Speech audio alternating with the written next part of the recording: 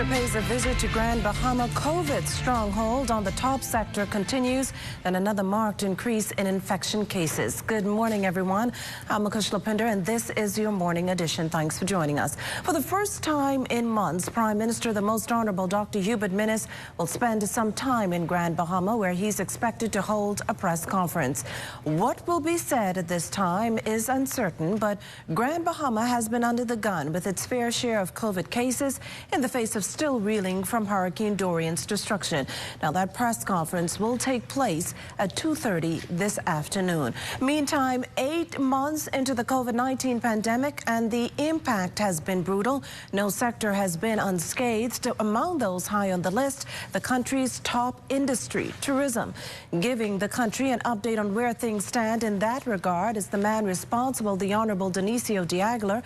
The minister's report comes as the latest central bank report reflects a continued contraction in tourism activity as both air and sea arrivals were largely eliminated. Now, the most recent data from the Nassau Airport Development Company showed that international departures totaled just 8,933 in July, when the borders officially reopened to commercial air traffic. That same period in July 2019 led to 171,320.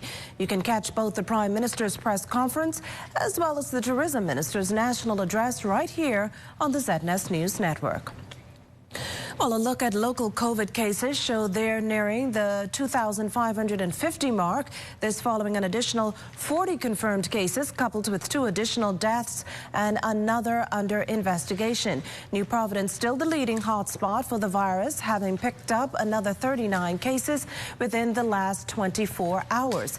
Health officials say the location of the outstanding case is pending. This latest upswing puts the number of COVID cases here in the capital at 1,629, within Grand Bahama and Abaco in the second and third spot with 584 and 85 cases respectively. The locations of now 105 cases are pending. As for deaths, the latest victims, an 80-year-old New Providence man and a 68-year-old New Providence woman. An additional death said to be under investigation.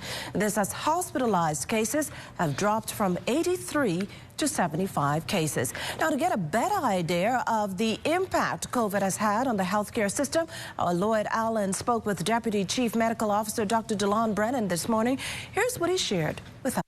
Well, COVID-19 has impacted many of our healthcare delivery areas, and the maternity care is just one of them. What we do have to ask the public to be patient with is, as we implore some of these protocols, they have to understand that it does take more time, more effort, and just more staff resources to be able to put some of the protocols in place to keep everyone safe. So sometimes it may lead to slight delays in the care that is being delivered, but it does not and should not affect the quality of care that is delivered. So we will continue to endeavor to improve on the way that happens, and we will continue to try to make sure that persons are getting the appropriate care. Nothing is being missed, but we do have to make sure that they're safe at the same time.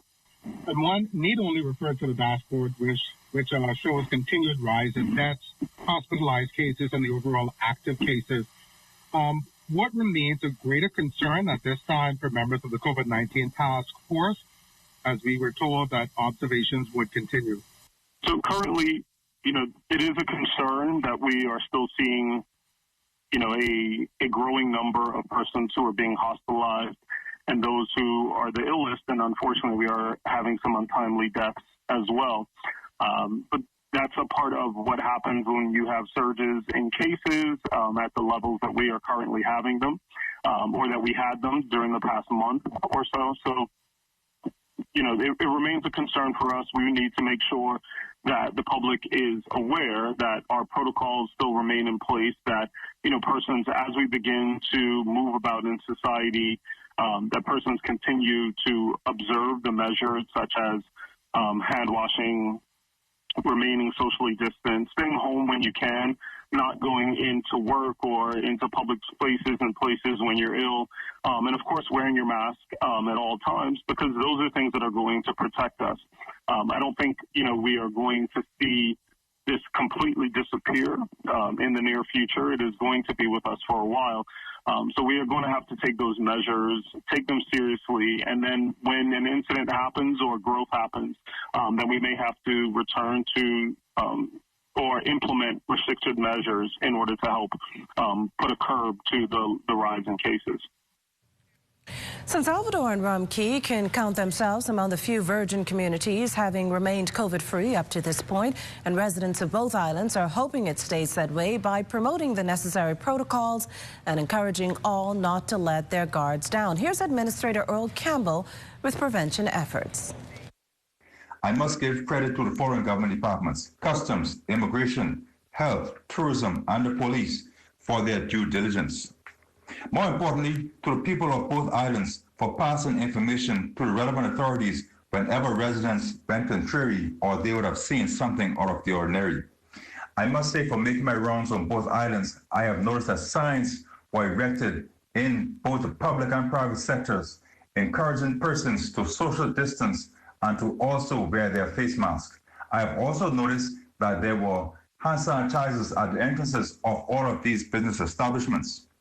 However, now that we are open for business and restrictions have been relaxed, I hope and pray that residents of both islands obey the law to maintain a zero status on these islands. Now that persons are allowed to travel to and from islands, a quarantine location was set up in Coburn Town, San Salvador, to take care of any situation related to COVID-19. Now, if you were to take a look at the rate of infection among COVID-19 healthcare workers across the region, it's alarming. More than 570,000 have been infected and more than 2,500 have died. At last count, at least 72 local healthcare workers have been infected in this recent wave. There have also been instances where some have died. PAHO Director Dr. Carissa Edians then urging countries to protect healthcare workers on the front line of the pandemic. Country Representative Dr. Esther de Gorville agrees.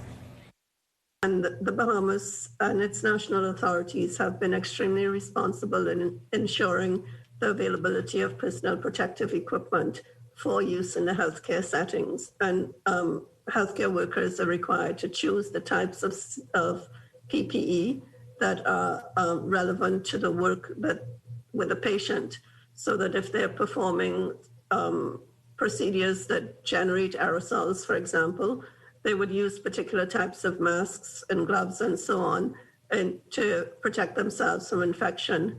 However, we must remember that healthcare workers are representative of the wider community, and not all of their exposure to infection takes place within the healthcare facility. They may be exposed at home or in their communities. Outbreak highlights the challenges of retaining healthcare workers, but Dr. de Gorville says there are options available for the government to address the demand. Even without COVID-19, there have been questions raised about the number of healthcare workers who are available to efficiently deliver services in this country, and the options for hiring locally are somewhat limited. So it then necessitates the government to seek to employ persons from other countries, which it does quite consistently. You employ nurses from other parts of the Caribbean, from a far field as Philippines and so on. And those same measures are measures that the government can take to address the gaps in personnel for the current outbreak. It'll be another few weeks before the current emergency powers expire, but while you'd find some not pleased with that, there are those who reason that if the measures help slow the spread of the virus, they support the efforts for the greater public good. For my part, I will do my part in terms of adhering to those rules and regulations. By wearing your mask and keeping the requisite social distancing and the like. My aim is to do my part. I know. A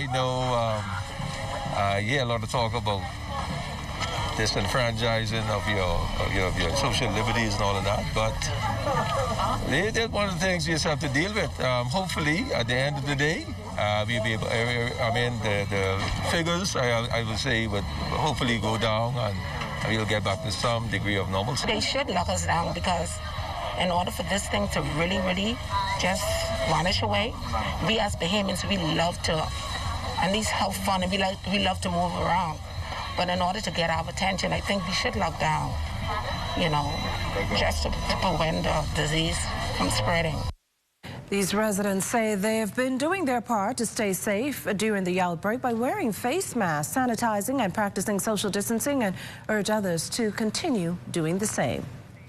I think it's a necessary evil in that it has an adverse effect on even the farmers, because we have a lot of produce that just spoil and go bad. But we need to get the numbers down so that we can move ahead. As long as things stay open and we keep moving, the numbers are going to keep going up, because we're making contact with other people. But on the other hand, it's very difficult to not work, because a lot of Bahamians hustle from day to day. And so when they can't get out there to get anything, it's very difficult. That's why I say it's a necessary evil. Like she said, it's a necessary evil. So if we're open, then Bahamians could go back to work, make money, but then again, the numbers will go up. So who's to say what's going to happen next? You're watching the Morning Edition. Stay with us. There's more to come after this.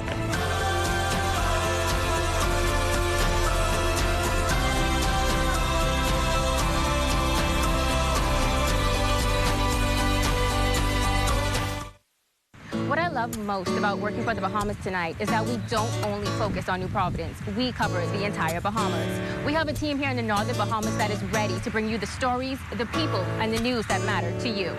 From point A to Z, and covering hurricanes to elections and everything in between.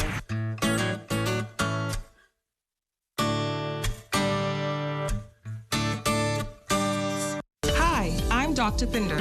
During this global pandemic, we ask for you to be responsible. As we fight the COVID-19 virus together, we would like to encourage you to do the following. Wash your hands. Cover your mouth and nose with a flex elbow or tissue when coughing and sneezing. Practice social distancing by staying 6 feet apart. Avoid touching your eyes, nose, and mouth, and if you must go out, wear a mask. We stay here for you. Please stay home for us. To those of you on the front line, we salute you as we continue this fight together. This message has been brought to you by the Ministry of Health in conjunction with GD Media Solutions and this television station.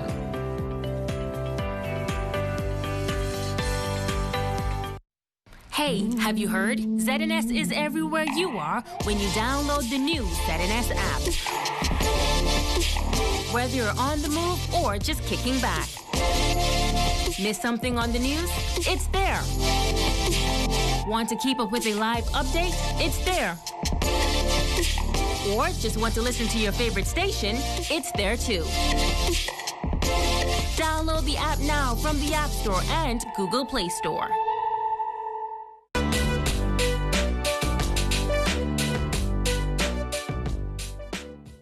Here's your COVID health tip for today.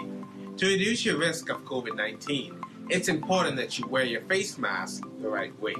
Your mask must cover both your nose and your mouth. Only covering your mouth is not enough because you can inhale respiratory droplets through your nose. If you and others around you are not wearing your mask properly, respiratory droplets from someone else can land in your nose, your mouth, and even your eyes. Or sometimes someone's droplets can land on the surface that you touch. Then you touch your eyes and your nose, and then you can become infected. There should be no gaps in between your face and your mouth. In addition to wearing face masks, avoid touching your face. Practice physical distancing, proper hand washing, and disinfecting frequently. Touch surface. Most importantly, stay at home. Do your part to prevent the spread of COVID-19. This message has been brought to you by the Ministry of Health. Now, while the COVID-19 pandemic has had a deleterious impact on economies across the world, those employed in one local sector are reaping some benefits. Our Cleopatra Murphy tells us who in this next report. With their locally grown produce from watermelons, bananas to butternut squash, Bahamian farmers have displayed throughout the COVID-19 pandemic that they can produce top-quality products.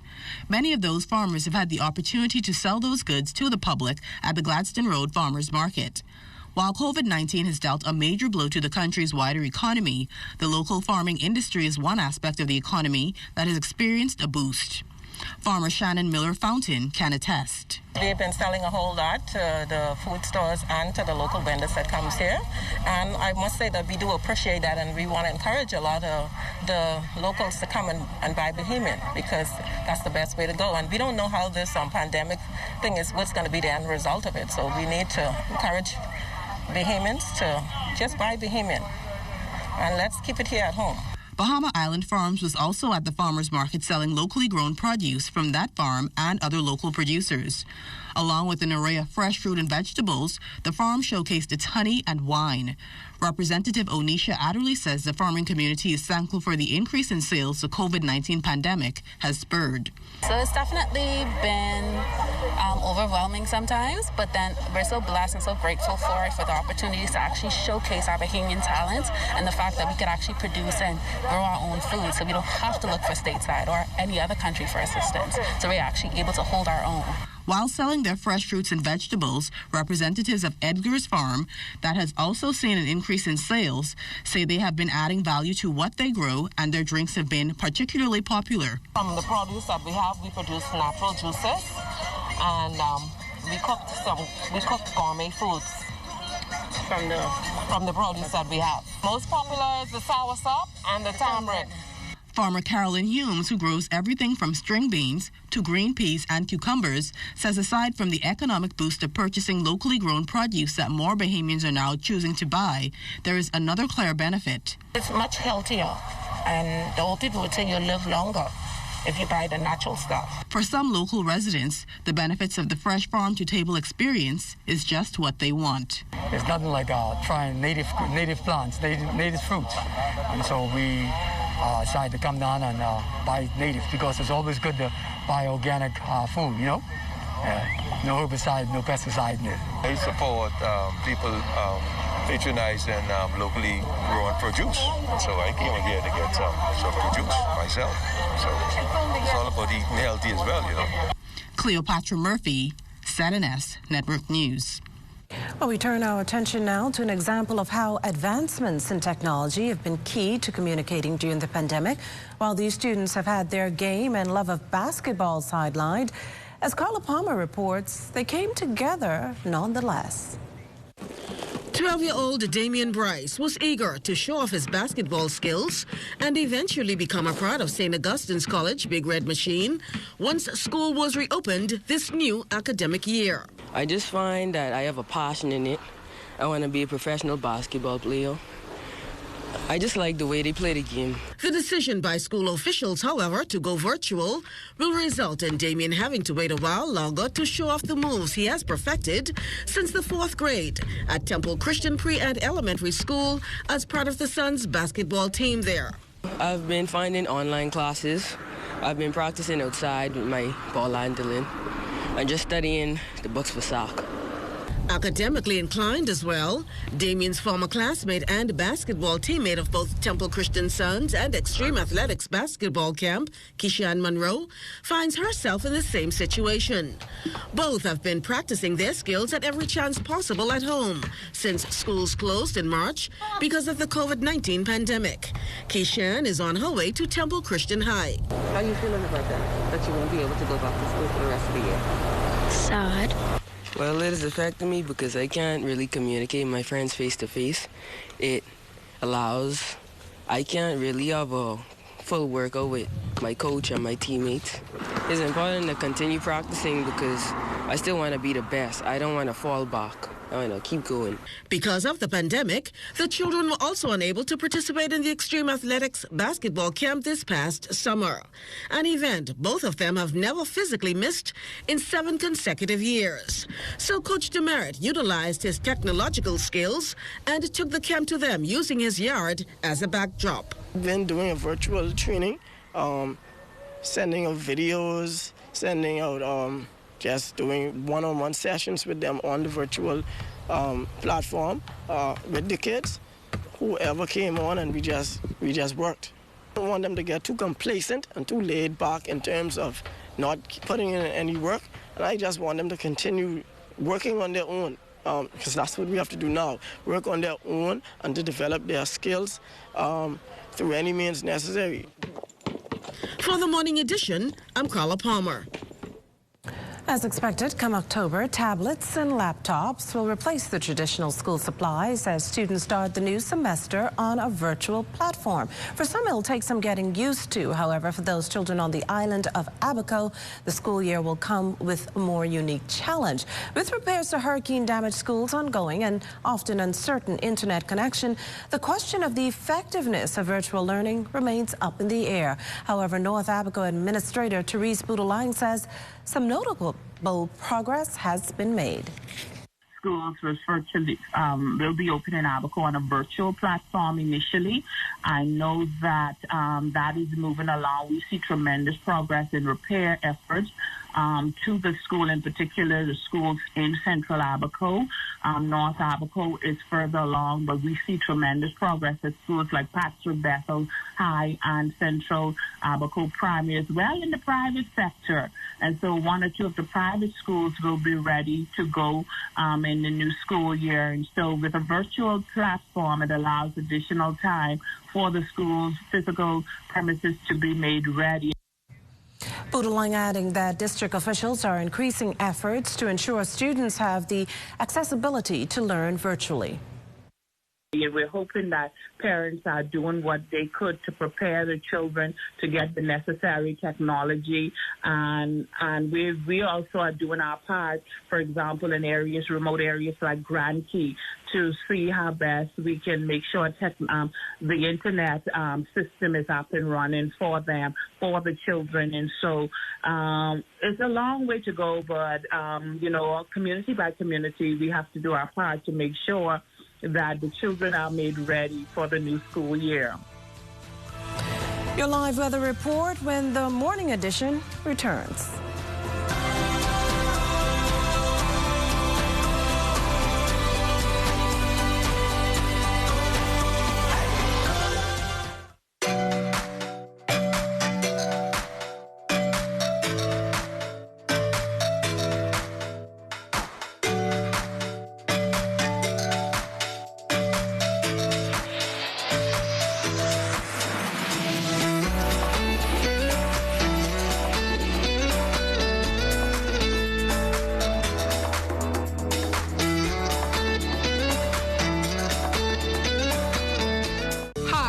Dr. Ferguson. During this global pandemic, we ask for you to be responsible. As we fight this COVID-19 virus together, we would like to encourage you to do the following. Wash your hands. Cover your mouth and nose with a flexed elbow or tissue when coughing and sneezing. Please practice social distancing by staying 6 feet apart. Avoid touching your eyes, nose, and mouth. If you must go out, wear a mask. We stay here for you. Please stay home for us. To those who are on the front line, we salute you as we continue this fight together. This message has been brought to you by the Ministry of Health in conjunction with GD Media Solutions and this television station.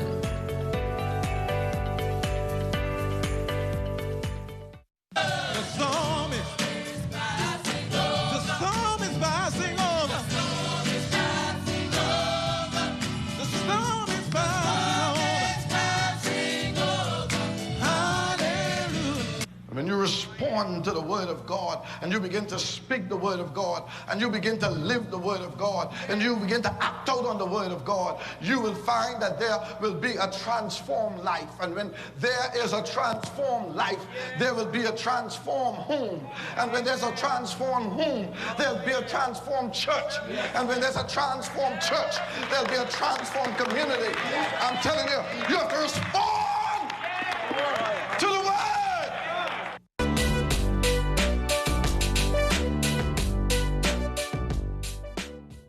Here's your COVID health tip for today. To reduce your risk of COVID-19, it's important that you wear your face mask the right way. Your mask must cover both your nose and your mouth. Only covering your mouth is not enough because you can inhale respiratory droplets through your nose. If you and others around you are not wearing your mask properly, respiratory droplets from someone else can land in your nose, your mouth, and even your eyes. Or sometimes someone's droplets can land on the surface that you touch. Then you touch your eyes and your nose, and then you can become infected too. There should be no gaps in between your face and your mouth. In addition to wearing face masks, avoid touching your face. Practice physical distancing, proper hand washing, and disinfecting frequently. Touch surfaces. Most importantly, stay at home. Do your part to prevent the spread of COVID-19. This message has been brought to you by the Ministry of Health. Well, your Monday commute could be picking up despite the inclement weather out there. We take you to Lloyd Allen and team. Well, good morning, Makushla, and good morning, Bahamas. This is your first look at traffic, and this one coming in from the area of Robinson and Old Trail Road. Already this morning, we've observed several drivers coming out of the eastern area of New Providence heading to their various destinations, but driving with caution and care as roads are wet at this time. This morning, we're also joined by Inspector Jerron Thompson from the Royal Bahamas Police Force Traffic Division, giving you an initial look at weekend traffic. Good morning to you. Good morning, Bahamas. We had a relatively quiet weekend. Over our past 24-hour period, we had a total of 7 crashes, 3 of which involved crashes with injuries. And Inspector Thompson, also this morning, as we're in this area on Robinson and Prince Charles Drive, many drivers coming out of the eastern area. Of course, we know that drivers tend to drive with speed at various areas on the island at different times. What advice or tips can you offer to motorists when it comes to braking distance, which is obviously very important on a wet day like today? Okay, with respect to braking distance, the speed limit on this road is 30 miles per hour. So we suggest persons stay like a car length and a half away from the vehicle in front of them. That is approximately 15 to 20 feet for proper braking distance. During these wet conditions, we ask you to extend that a bit further and also to slow your speed and to drive within the speed limit, because during these wet conditions, it is more hazardous. So you will have to, like I said, decrease your speed and also increase your distance behind the vehicle in front of you. Now, obviously, this is a little technical, but before you get to the braking distance, there's a thinking or response distance. What advice can you offer to motorists when taking that into respect? Okay, so the brain takes about 3/4 of a second to process a hazard. In addition to that, the reaction time, we calculate that point of perception time to be 1.67 seconds. So you will take about 0.75 seconds to perceive a danger, and then another, in total, 1.67 seconds to actually react to that danger that you see. So we ask persons to drive within the speed limit in order to avoid any hazard. Keep a safe distance behind the vehicle in front of you. So in the event that you were to get into a crash, you will have minimum damage or minimum injury. So we ask persons to always observe that. And of course, hopefully that information should reinforce the need for distance behind the vehicle, but also proper braking distance to avoid any possible collisions. As it relates to other traffic matters on the island, as far as we are aware, there are minimal road works throughout the island. So, of course, you should be able to traverse smoothly and safely throughout the day. But reporting here for the morning edition, Lloyd Allen, ZNS Network News. Well, thank you, Lloyd. Well, it's been some time, but guess who's back in the studio with us? Charles Fisher. And for those of you who've been watching over the past few weeks, he's been spending the time giving us an inside look, a behind-the-scenes look, rather, of police women in action. So, Charles, what do you have for us today? It's been quite an experience. What started off was just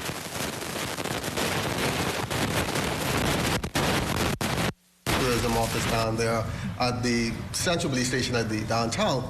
And then it caught on, so I was able to do a lot more ladies in the police force, like Linda Moxie, Monique Leary, Superintendent Delirius Ferguson, all chief superintendent. Many persons do know that all these ladies are in charge of respective station. In the male-dominated career that they say is the police force, women are really holding their own. And I must ask you a question. When was the last time you saw PR officer Shanta Knowles? Well, not for some time. I think probably 4 months. Well, I think it may be longer. Well, Shanta Knowles was one I just interviewed a few days ago, and she is now in a new role. She's in charge of the Criminal Investigation Department, and it is history-making because she's is the first female to hold that position. The work here is nothing strange for me. I have a wonderful team of officers who are committed and dedicated to the work that they are required to do. So it makes my task a little easier to manage them. She comes in at a time when the pandemic is taking center stage. Lockdowns and curfews, the order of the day. While we see that our numbers are not as high as usually would have been, we use this time to look at cases that we've not solved as yet. We use this time to go through those files and prepare or see how best we can solve those matters, what information we can get. We use this time to go into the community and talk with people so that when we form our relationships out there, and should things happen, we know that we can go back into the communities. So not only do you see the uniform officers going into the communities, officers from the Criminal Investigation Department do the very same thing. Every major crime is investigated in this department. Consists of homicide, investigations, armed robberies, shootings that do not result in death, sexual offenses, missing and exploited persons, human trafficking department, stolen vehicle department. We are also here responsible, like I said, for every file, every major file. So we have the voluntary bill of indictment section. Those officers are required to ensure that every case file is properly presented to the commissioner, to be presented to the director of public prosecution. And some cases have been unsolved for years. No need to worry, family members. The department has those cold cases in mind. Once there is no active case, officers are required to look at the other cases, those that we've not solved, to see what information in there that we may have overlooked that we can go back at. As it relates to missing persons, we know that the law says that they're not considered deceased until the 7 years had passed. And so we work with families to see what information we get. I can tell you that there's one particular family who every year asked that this lady asked that her son's photo be placed in the media for any information. I had a conversation with her last night, and she says, though I don't feel the connection anymore, I still would like his photo to go up for this very last year. So the officers don't take a break when there is nothing happening. There is always work to be done in the Criminal Investigation Department, and they know that. One major issue Knowles has is the case of missing persons who are not actually missing. It is discouraging and it's taxing on our resources, because what we want people to understand is that if you want to go away and be alone, at least tell someone in the family that I'm leaving for the weekend and I'm safe, but I'll be back on Sunday, or I'll be back whenever. We find that a lot of the young persons are running away, just so that for whatever reason. But we still have to consider them missing because relatives are not cannot find where they are. So we have to consider them as missing until we could replace them with their loved ones. So yes, it is taxing because we could use the resources, our time, into matters of real importance, not just those who seek to be away from their family by choice. But we had a considerable amount of persons who were reported missing, as you can see from our media drops. And more, of course, I would think that about 90% of those we've returned to their relatives. Our biggest concern, or the concern really goes up, especially when we see elderly who are missing. And then, of course, recently we had an elderly person missing, and that did not turn out favorable for the family. And as I did with the 4 previous chief superintendents, we'll be going deep inside the mind of Chief Superintendent Shanta Knowles. She was born in Eleuthera. She'll be talking about all that coming up later on this week. And I must say, Makushla, I really appreciate those ladies sitting down and talking to them, watching them put on their makeup and get ready for the big show. It's been a pleasure. Looking forward to doing a few more. Now, I understand, just as you teased just now, there's another part to this story, another 1 to 2 segments for that. Give us a better idea what we can expect coming up. Well, coming up next, like I indicated, we'll be talking to her about her roots there in Eleuthera. She'll be speaking about her family. She'll be talking about, you know, that she gets to work pretty early. Where does she find time for herself? Because as a charge of the criminal investigation department, you know, her phone goes off every hour of the day. She'll be telling us about that. It's a very interesting. Shanta Knowles really doing a good job over there so far at the criminal investigation department. Like I say, I'm enjoying the time with the ladies, just like I'm enjoying my time on the set this morning with you. I'll interview you soon one day when you reach that point. Well, once again, that's our Charles Fisher with that report on Women in Action. September 7th, meantime, marking the start of National Suicide Prevention Week.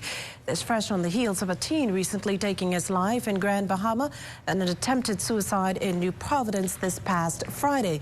Local therapist Dr. Edrika Richardson shares some changes in behavior a person considering suicide may exhibit. You want to look to see if they are just appearing more depressed. You want to see if they are using past tense in language. You want to see if they are just seeming to have a completely different disposition in regards to things they would normally maybe just enjoy, whether it's spending time with the family, or you notice that they are sometimes spending to all of their monies. They don't have any monies in the reserve anymore. It's like they are anticipating that this will be their last moment.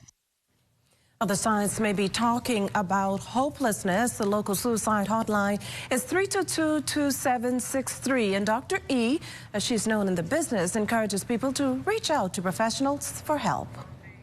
That is not something to take lightly. I always tell people that we like to pass it off as, oh, they're not being serious. But when it comes to suicidal ideations, as we call them, or thoughts of suicide or self-harm, we have to take them seriously. You should never take them as somebody just saying it for saying it's safe. Usually when somebody's mentioning it, and it's usually constant in their mentioning of it, this is something they've thought of. Ask them if they have a plan. And when in doubt, it doesn't hurt to reach out for help, because you would at least could say at the end of the day, I know I did my best to help the person. On a lighter note, residents in the Baines and Grantstown community this weekend receiving care packs from members of the Family Help and Support Foundation, spearheaded by Sally Van Turin and Andrew Law. The nonprofit organization's been assisting families throughout New Providence.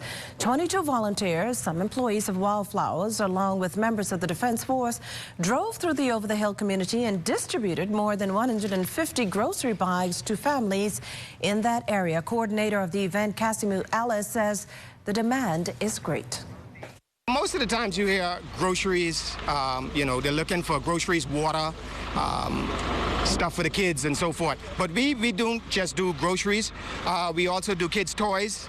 We do puzzles, crayons, and various items. We have a bunch of ladies on the Eastern Road, Lyford Key, Old Fort Bay, Sandyport, that bake fresh cookies and cupcakes and so forth. And my Inner Wheel ladies, they provide us with breads and stuff and goodies for the kids. We provide snacks. In some cases, we get clothing, anything anybody can donate.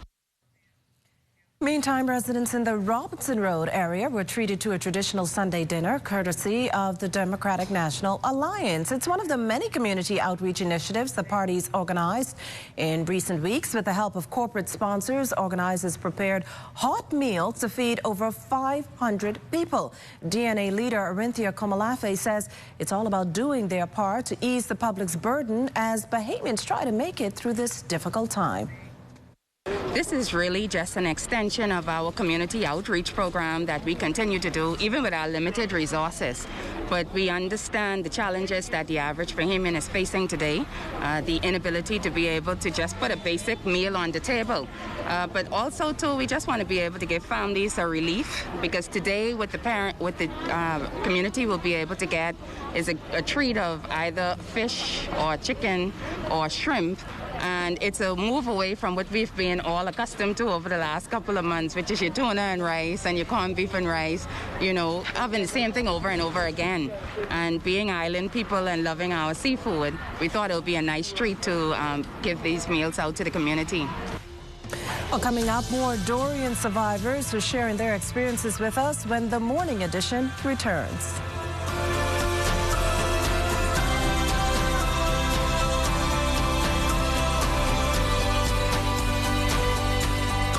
What I love most about working for the Bahamas tonight is that we don't only focus on New Providence. We cover the entire Bahamas. We have a team here in the Northern Bahamas that is ready to bring you the stories, the people, and the news that matter to you. From point A to Z, from covering hurricanes to elections and everything in between.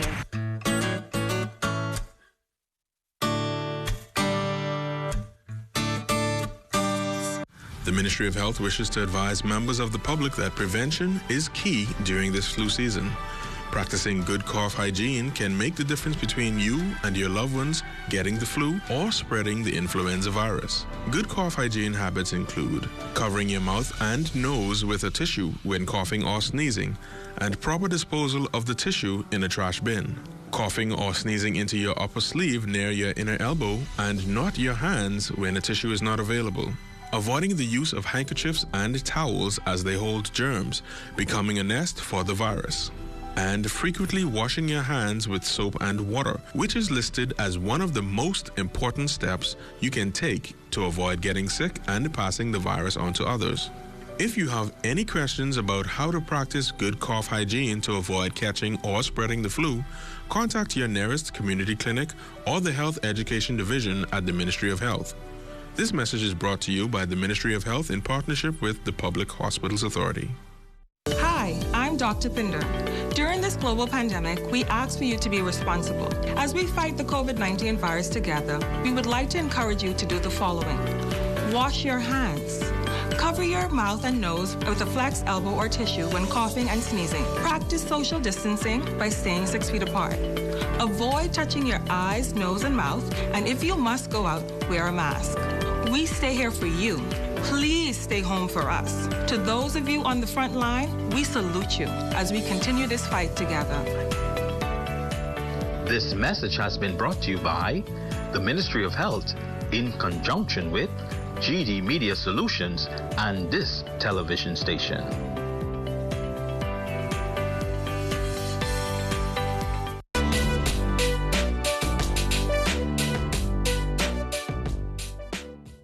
Here's your COVID health tip for today. To reduce your risk of COVID-19, it's important that you wear your face mask the right way. Your mask must cover both your nose and your mouth. Only covering your mouth is not enough because you can inhale respiratory droplets through your nose. If you and others around you are not wearing your mask properly, respiratory droplets from someone else can land in your nose, your mouth, and even your eyes. Or sometimes someone's droplets can land on the surface that you touch. Then you touch your eyes and your nose, and then you can become infected too. There should be no gaps in between your face and your mouth. In addition to wearing face masks, avoid touching your face. Practice physical distancing, proper hand washing, and disinfecting frequently. Touch surfaces. Most importantly, stay at home. Do your part to prevent the spread of COVID-19. This message has been brought to you by the Ministry of Health.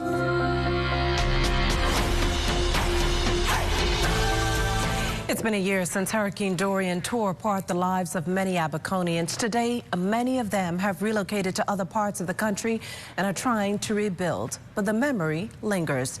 Here's Julian Reed. There was a point when what I would describe as a tornado came through the house.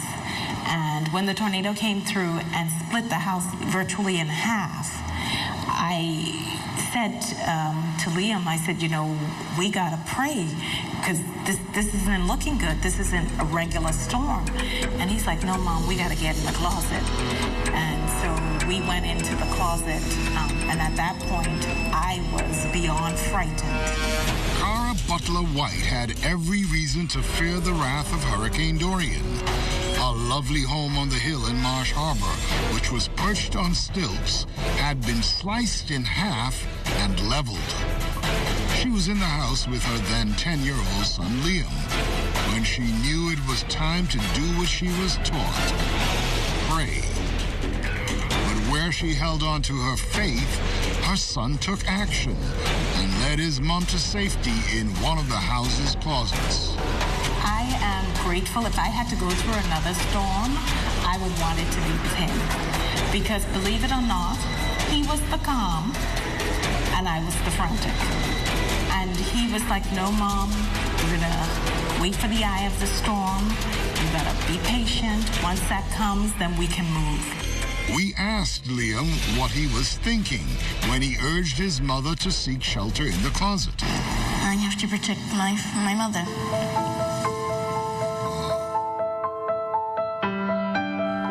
The storm passed, ending one chapter and beginning another in New Providence. And the first person that I saw that I knew was my sister. And having seen her, I mean, the tears just flowed. They just flowed. I was so overwhelmed that A, I'm alive, and B, I mean, what did I just leave behind? That's when the enormity of what she experienced hit her. It was as if it sucked the life, not just the whole 200 miles per hour winds. It sucked the life out of you. You were hard-pressed to think that you could put one foot in front of the other to continue. It was a lot. It was a lot. And it left you feeling broken. Because here it is. I had spent 20 years down there. I had built my practice, my friendships, my home, and lost everything within a matter of hours. Although life has become somewhat calm for him, Liam still has his moments. Afterwards, I was a little bit jumpy. If a door was to slam, I'd jump. Or being walked into unexpected, like someone just says hello to me, and then I just freak out and pop up. Yeah. And while they have not returned to Abaco, they know they will one day when it feels right. But for now, home for this mother and son remains the capital. It was a mental block initially, and then subsequent to that, I made up my mind that I started over. Not that I'm not ever going back, but I shouldn't look back right now. I should just do and move forward. And when I get to that place where I'm ready, then I'll be more than happy to get back. Cara, an attorney at law, was fortunate to find work quickly. Meantime, Liam has advice for other young people who may go through a terrifying experience like Dorian. I tell them, I mean, if you actually were to make it and still be around, at least you're alive. Well, whether reliving the nightmare of last year's hurricane or battling the challenges of COVID-19, people need something to believe in or hold on to. The Bahamas National Youth Choir recently shared a video in tribute of Hurricane Dorian's anniversary and the challenges that have followed as a result of the coronavirus pandemic. Choir director Dexter Fernandez shared the timeliness of the song I Believe, penned by Dave Wrangler, a musician based in Nashville, Tennessee.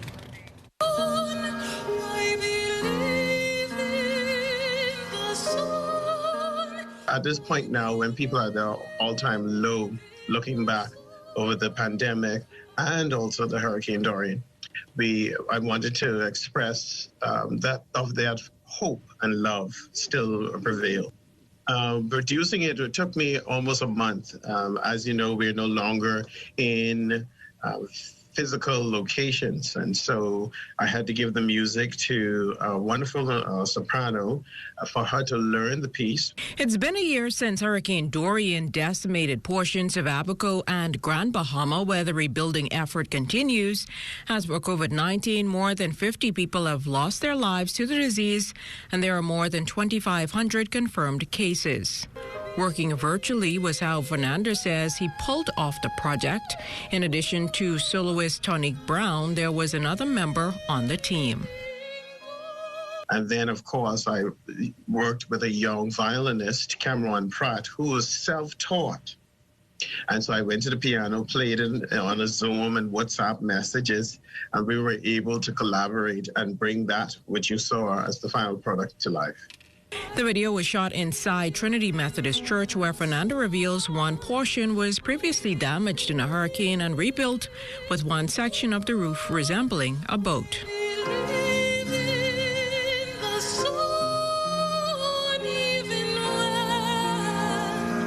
We are all in this art together. We might get frustrated with each other. We might not understand each other, but we're in this together, and we've got to love each other. We've got to understand, be patient with each other, and help each other out in this difficult time.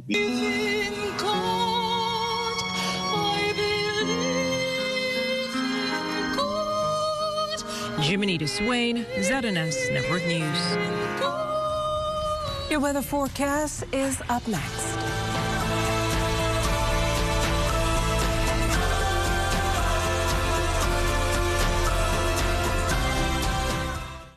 Hey, have you heard? ZNS is everywhere you are when you download the new ZNS app.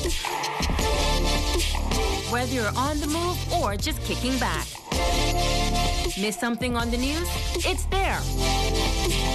Want to keep up with a live update? It's there. Or just want to listen to your favorite station? It's there too. Download the app now from the App Store and Google Play Store.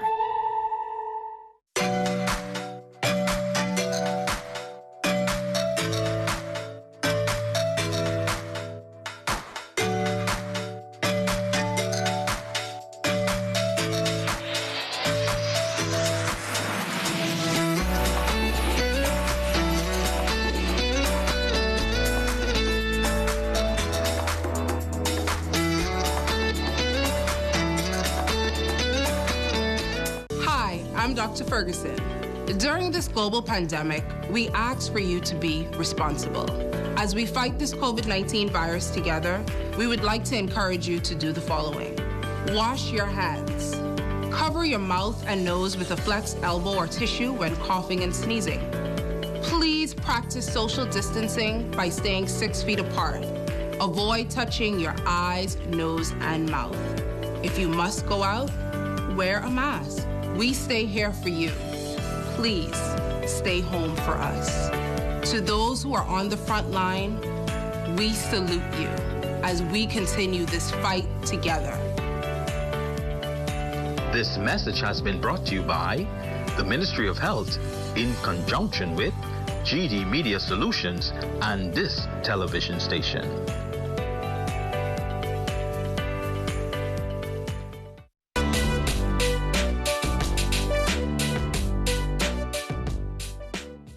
Here's your COVID health tip for today. To reduce your risk of COVID-19, it's important that you wear your face mask the right way. Your mask must cover both your nose and your mouth. Only covering your mouth is not enough because you can inhale respiratory droplets through your nose. If you and others around you are not wearing your mask properly, respiratory droplets from someone else can land in your nose, your mouth, and even your eyes. Or sometimes someone's droplets can land on the surface that you touch. Then you touch your eyes and your nose, and then you can become infected too. There should be no gaps in between your face and your mouth. In addition to wearing face masks, avoid touching your face.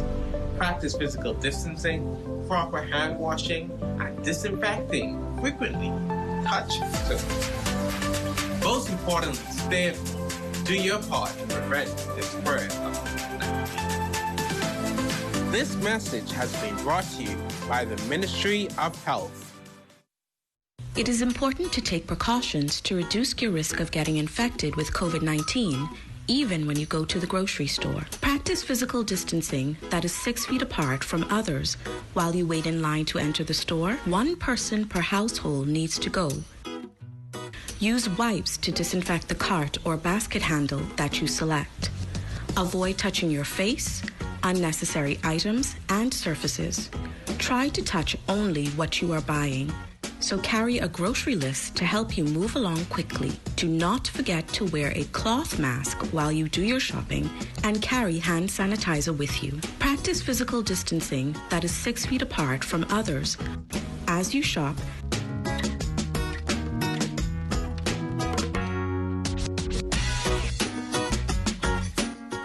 and at the cash register.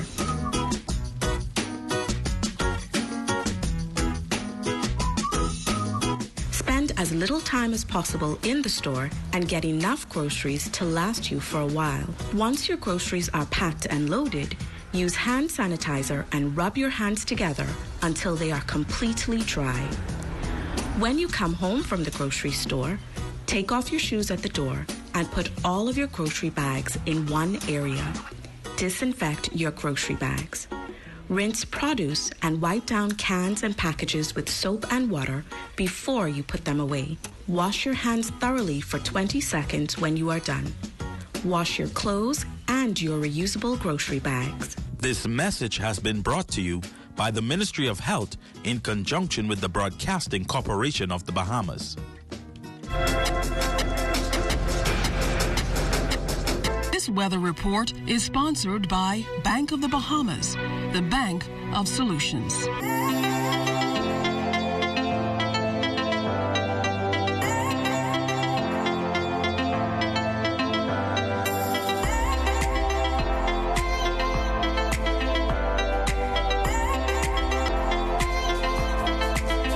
Thank you for continuing to make ZNES your #1 news and information network. Only the sun covers the Bahamas better than ZNES. Make it a great one, everyone. My mama told me 3 years ago, I mustn't marry no ugly gal. Say no ugly gal, no ugly gal, no ugly gal. I said no ugly gal, no ugly gal, no ugly gal. Blue hill water dry. Nowhere to wash my clothes. I remember one Saturday night we had fried fish and Johnny cake. 1, 2, 3, 4. The storm is passing over. The storm is passing over. The storm is passing over. Hallelujah. When you respond to the word of God and you begin to speak the word of God and you begin to live the word of God and you begin to act out on the word of God, you will find that there will be a transformed life. And when there is a transformed life, there will be a transformed home. And when there's a transformed home, there'll be a transformed church. And when there's a transformed church, there'll be a transformed community. I'm telling you, you have to respond to the word. There's a spark of greatness in each of us. That spark is called personality. Individual gifts and talents provide the fuel to set that spark ablaze. Each child has the right to an education which values their personality and nurtures their talents, while teaching them to be respectful to their parents and their cultures.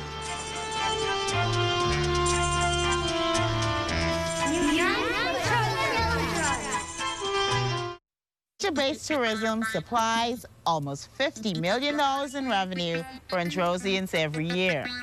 These priceless resources will continue to provide renewable benefits for thousands of people for years to come, as long as we take long-term action to preserve what's rightfully ours. The natural environment has played a vital role in our culture and economy for generations. Let's take care of nature, and nature will take care of us.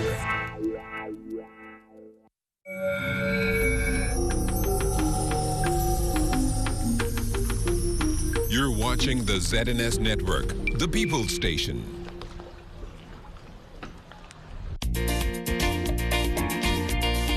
Hello and welcome to another edition of Agriculture Now. I'm Carla Palmer. We are here on Gladstone Road at the annual Agribusiness Expo 2019. It's one of the biggest events on stakeholders' calendars and touted as one not to be missed. And so we are here as an industry partner.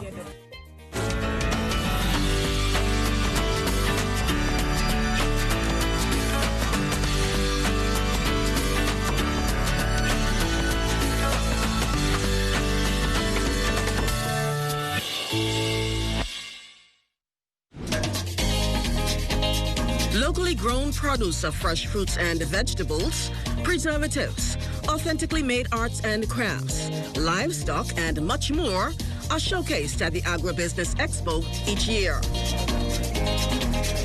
It is here where participants with big smiles assemble, welcoming spectators into their space and to open their wallets in exchange of items made here in the Bahamas. I have my bag full because I have a son in a wheelchair and I'm trying to find food to blend for him. And I was able to find plenty of stuff that I was surprised that I couldn't find, and I found it that I could blend it and give it to him for juice. I happened to be going to church to do some stuff, and I stopped by. And the minute I stopped, I was introduced to Exuma honey, organic. And I didn't come to buy this, but I was